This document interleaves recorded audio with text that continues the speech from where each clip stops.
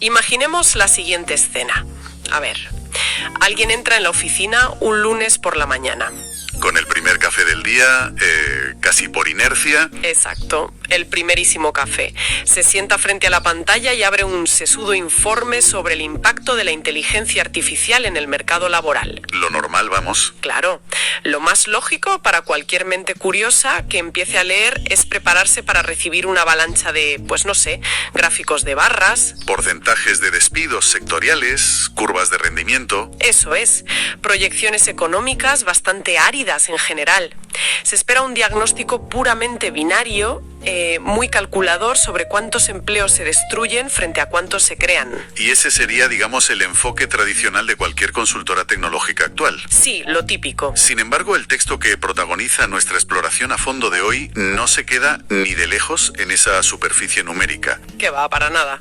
Al leer a la tercera página, el documento da un giro brusco, casi vertiginoso. Es que es alucinante. De repente, quien lo lee se ve sumergido en la historia milenaria de la conciencia humana, en profundos debates sobre la evolución social. Y para rematar, en batallas a escala cósmica entre el bien y el mal. Literalmente. Resulta verdaderamente chocante pensar que un análisis sobre el mercado laboral y los algoritmos acabe hablando de figuras históricas y espirituales. Desde luego que choca. Ese giro de guión tan monumental es exactamente lo que encontramos en nuestra inmersión en las fuentes de hoy. Para dar un poco de contexto a quienes nos escuchan, el documento sobre la mesa está fechado el 1 de abril de 2026. Mide muy bien los tiempos, sí. Proviene de La Habana y se titula El imperio de la CIA. Su autor es Gabriel Villaboy Llana y fue publicado en el canal Codex Nazareno. Un origen muy concreto para unas ideas tan expansivas. Totalmente. Y la misión que tenemos por delante es fascinante porque comienza, pues eso, como un examen estándar sobre la automatización. Pero rápidamente muta en una cosmovisión singular, radical y casi escatológica. Sí, escatológica total. Vale, vamos a desgranar esto, porque el punto de partida del documento es algo sumamente tangible y actual. Y es fundamental establecer desde el primer minuto el marco analítico de nuestra conversación hoy. Claro, muy importante. El inmenso valor de este documento reside en cómo su autor es capaz de sintetizar la ansiedad tecnológica tan palpable hoy en día con una narrativa extremadamente particular. Una narrativa sobre la historia y la espiritualidad humana, exacto. Eso es. Y a lo largo de esta disección nos vamos a encontrar con críticas muy contundentes a los sistemas económicos globales, sin importar su ideología. Y reinterpretaciones de conceptos religiosos muy arraigados. Por eso, nuestra labor aquí es mantener una postura puramente observacional y neutral. 100% neutral. Vamos a mapear y explicar esta fascinante línea de pensamiento, desgranando la lógica interna del autor.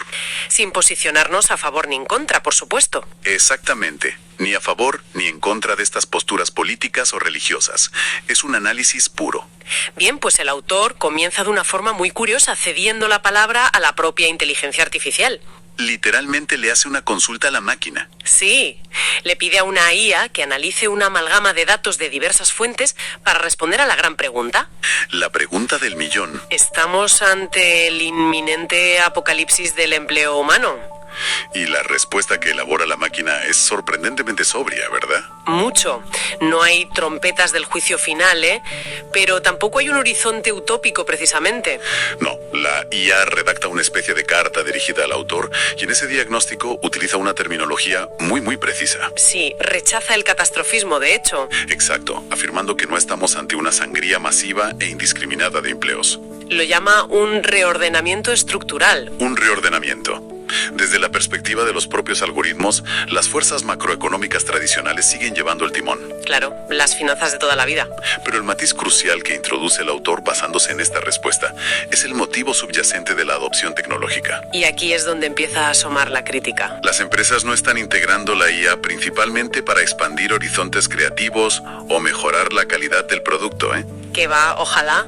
La están utilizando como una herramienta quirúrgica para reducir costes. Pura eficiencia financiera orientada al margen de beneficio. Tal cual. Claro. Y este es el motivo por el cual el documento hace hincapié en las advertencias de instituciones globales. Menciona a la OCDE y a la OIT. Organismos que están ahora mismo dando la voz de alarma. Y que insisten machaconamente en el reskilling y el upskilling. Que para nuestra audiencia, digamos, es la necesidad de que el trabajador se recicle constantemente y mejore sus habilidades. Exacta, para no ser expulsado del tablero laboral, básicamente. Pero el autor confiesa una inquietud mucho mayor en este punto. Sí, porque ya no estamos hablando solo de automatizar el trabajo en una cadena de montaje o de agilizar hojas de cálculo aburridas. Para nada. Según el texto, la IA amenaza con replicar el talento de gigantes literarios. Nombra a pesos pesados, ¿eh? Hemingway, Cervantes, Pío Baroja, Borges, Sartre. Palabras mayores. El arte y la creatividad, que siempre se consideraron el último y sagrado refugio de lo exclusivamente humano, Nuestro feudo, por así decirlo. pues están siendo invadidos. Y esa invasión del terreno creativo rompe por completo el espejismo de que el trabajo intelectual estaba a salvo. Claro.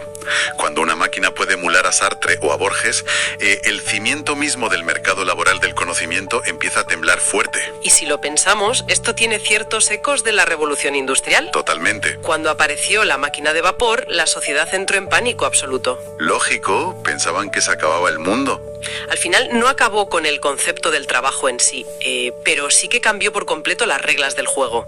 Desplazó a muchísima gente y transformó el tejido social.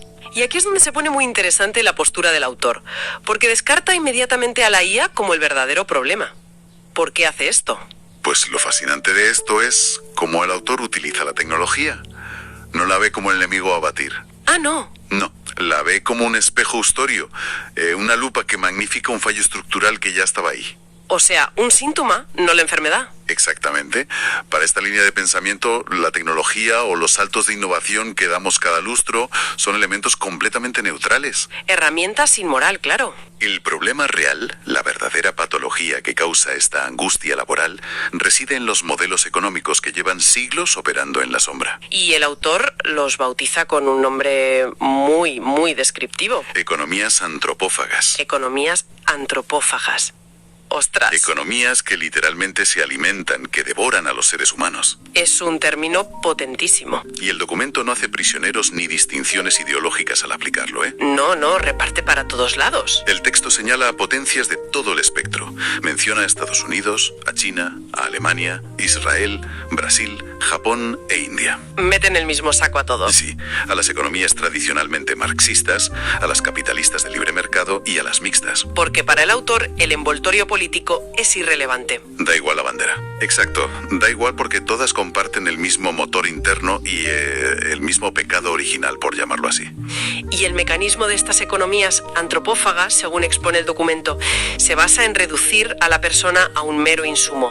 Un recurso más en la hoja de cálculo. El ser humano deja de ser el fin supremo de la sociedad y se convierte en una pieza desechable. Una pieza dentro de una inmensa maquinaria diseñada para la extracción constante de beneficios. Y el autor recalca que hemos sufrido una involución social, ¿eh? Ojo a ese concepto, sí.